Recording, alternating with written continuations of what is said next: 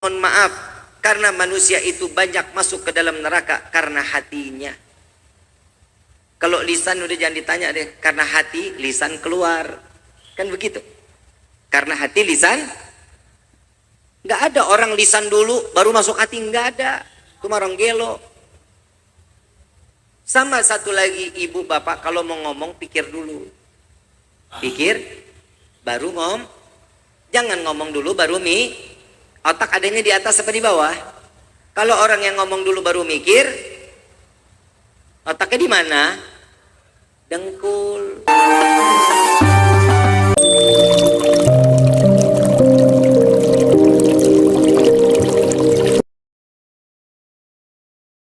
Umat Nabi bukan berarti orang yang muslim doang, yang bukan juga non muslim semua dibagi rezekinya. Nabi nggak bilang ya Allah berikan kepada umatku rezeki khusus yang muslim, enggak.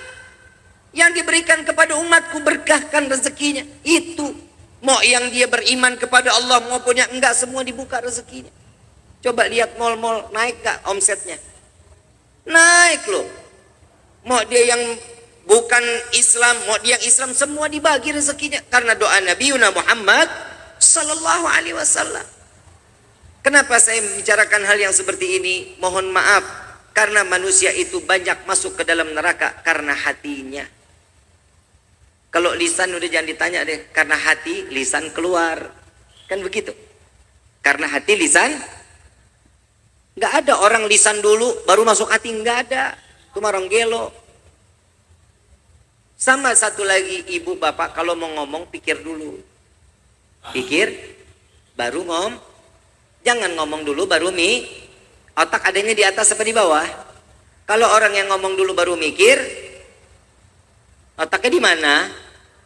Dengkul. Paham ya? Paham ya? Insya, yuk kita rubah dong kehidupan kita. Masa kita kayak gini mulu kehidupan? Sholat kita jarang, baca Quran kapan? Ramadan hari pertama. Hari kedua baca. Ya seminggu lah, seminggu. Dapatlah 1 juz tuh 1 minggu. Ntar selebihnya gak sempet bib, lagi goreng kuping. Tuh ada aja bahasanya. Yang laki-laki gitu juga. Bapak ibu yang dirahmati oleh Allah, coba kehidupan kita coba dirubah betul-betul 180 derajat.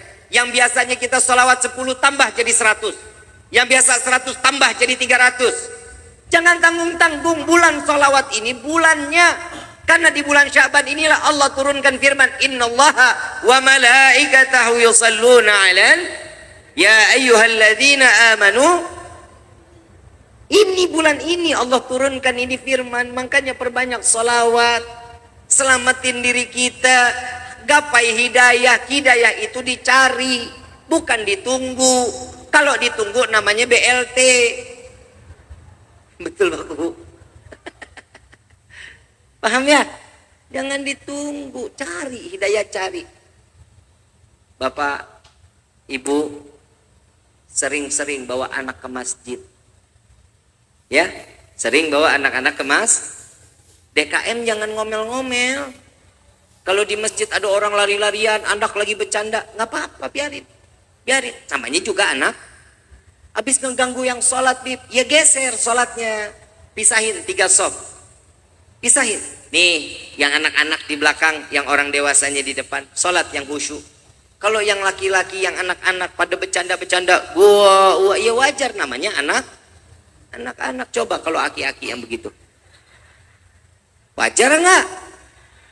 Imam lagi ruku, wah, kan nggak pantas begitu bang. Al-Imam Ghazali radhiyallahu anhu waradahu, beliau mengatakan, dengar nih, jika di satu masjid sudah tidak terdengar suara anak-anak, musibah. Karena kenapa? Karena tidak akan ada penerus yang akan memakmurkan masjid. Tuh, jangan dicubit, jangan digebuk, jangan dipukul, jangan diusir, jangan, biarin sholat. Nah, ya mungkin di rumahnya sempit, nggak bisa main ngelihat masjid lega, dia lari-larian, ya wajar. Ini kan bukan rumah DKM. Rumah siapa?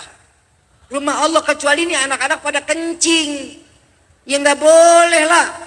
Tapi kalau nih anak sekedar main-main, asal jangan bawa sepeda aja masuk ke dalam. Kan begitu kan? Jaga anak-anak kita, bawa Pak, Bu, bawa. Jangan dikira ibu enak ibadah, bapak enak ibadah, anak kita selonjoran. Saya mau tanya sekarang. Ibu bapak yang dirahmati Allah, nauzubillah min dzalik ya.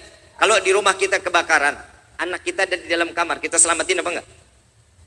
Selamatin apa enggak? Apinya gede. Diselamatin enggak? Tetap selamatin Bib. Insya Allah biar nyawa saya yang ditukar, anak saya wajib keluar biar saya mati. Itu kan orang tua. Gak ada orang di Cilembai. Tuh anak masih di dalam. Udah Bib, biarin aja. Stok saya masih banyak. Gak ada orang tua begitu mah. Ada yang begitu? Gak ada. Pasti bakal diselamatin anak kita kok. Tapi di akhir zaman kayak gini, kenapa kalau subuh kok gak pernah dia ngebangunin? Di akhir zaman, Al-Imam Ghazali radhiyallahu anhu beliau juga mengatakan, banyak orang tua yang di akhir zaman ini menjerumuskan anak ke dalam neraka jahanam. Ibu bapak yang dirahmati oleh Allah, selamatin anak-anak kita. Jauhin dari segala bentuk kemaksiatan. Handphone boleh, bukan berarti saya nggak ngizinin orang ulama, sepakat ulama ngejauhin anak dari handphone. Enggak, tapi ada durasi waktu. Lah sekarang kita kan pengen ibadah, anak kita juga pengen jadi orang yang ahli ibadah, betul apa enggak? Kan nggak ada. Ibu bapak boleh punya cita-cita, anak saya harus jadi dokter, harus jadi insinyur, harus menjadi sarjana hukum, boleh sarjana ekonomi, silahkan. Itu cita-cita masalah dunia. Tapi cita-cita setiap orang tua, Rabbana hablana min azwajina wa dzurriyyatina wa qurratal a'yun waj'alna lil muttaqina imama. Rabbi habli minas. Itu yang diminta, jadi anak yang soleh. Gak perlu anak pinter, gak perlu anak pinter. Alim, gak perlu. Habib Gures, guru saya mengatakan, kita lagi jalan-jalan di pondok pesantren. Rifki, lihat murid-murid kita nih saat ini. Lihat Habib, berapa banyak semuanya? 620. Kira-kira Ki, ada nggak di salah satu dari mereka nih yang soleh? Kalau yang alim, pinter, banyak Habib. Enggak, saya nggak butuh. Mau santri-santriwati saya, santri saya jadi orang alim, saya nggak butuh. Saya butuh keluar dari pondok ini menjadi anak-anak yang soleh. Anak-anak yang berbakti kepada Allah dan Rasulnya, dan bisa menyelamatkan orang tuanya sampai masuk ke dalam surganya Allah. Banyak orang pintar. Maling pintar gak? Maling pintar gak? Digunain pintarnya baik apa buruk? Pahala apa dosa? Yang korupsi pintar gak? Profesor, doktor, insinyur, sarjana hukum, SE, MA, wah macam-macam. Pintar nggak? Saking pinternya keblinger. Betul? Betul? Tuh lihat orang pintar. Coba lihat orang soleh. Nabi Muhammad kurang soleh apa Nabi? Punya orang kaya. Yang bedanya kita sama Nabi di dalam kehidupan doang. Kehidupan kita beda sama Nabi. Kalau kita makanan yang enak tuh kita simpan, betul? Kalau Nabi saat lagi di mana? Lagi panen, kurma panen, yang keras disingkirin, yang bagus-bagus dibagikan ke tetangga semua. Yang keras Nabi konsumsi, dicelupin ke air malam, pagi baru dimakan. Pagi dicelupin, malam baru bisa dimakan. Kenapa? Saking kerasnya. Beda nggak sama kita? Yang enak kasih siapa? Jadi kita makan sendiri lah Bib lah. Yang nggak enak, mending kasih tetangga, kadang juga dibuang. Betul nggak? Lebih baik dibuang daripada dikasih tetangga. Ini bedanya kita dengan Nabi. Coba diambil tuh, ambil kebaikan-kebaikan yang Nabi ajarkan ke kita, ambil. Kalau kita kan kadang kan mau enak sendiri. Saya pengen tanya sekarang, udah kenal Abu Nawas? Kenal di mana lu? Emang seumuran lu?